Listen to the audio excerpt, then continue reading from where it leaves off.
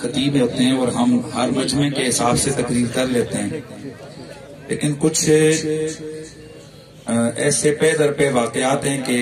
الفاظ بھی ساتھ چھوڑ جاتے ہیں۔ ہم شاہ صاحب کی کن حسین اداؤں کا ذکر کریں، آپ کی دین کی خدمت کی بات کریں، حضور کے عشق کی بات کریں، آپ کے عالی نسب کی بات کریں، آپ کے خوبصورت حسب کی بات کریں، آپ کے علم و حکمت کی بات کریں، آپ کی جو دین قرآن کی خدمت کی ہے، جو آپ کو چشتیہ ضیاء العلوم کا ایک باغ دی ہے اس کی بات کریں،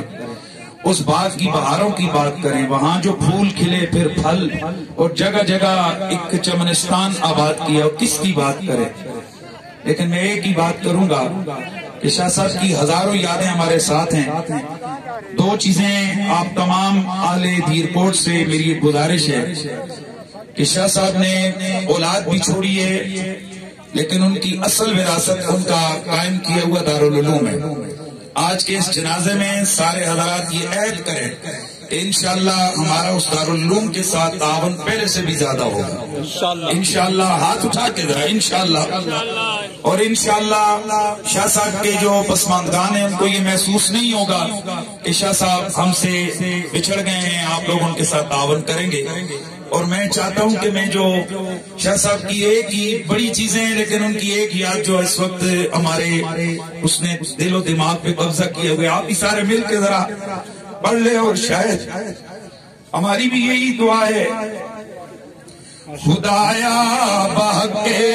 بنی فاطمہ، مل کے آواز آئے، خدایا بحق بنی فاطمہ، خدایا بحق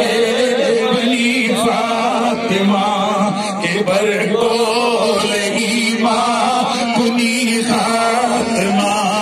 کے برکول ایمان کنی خاتمہ، اگر دعوت رد کنی ور قبول منو دست و دامان آلے رسول۔ اور یہ ہمارے عقیدے کی بھی بات ہے، ہماری آخری امید بھی یہی ہے،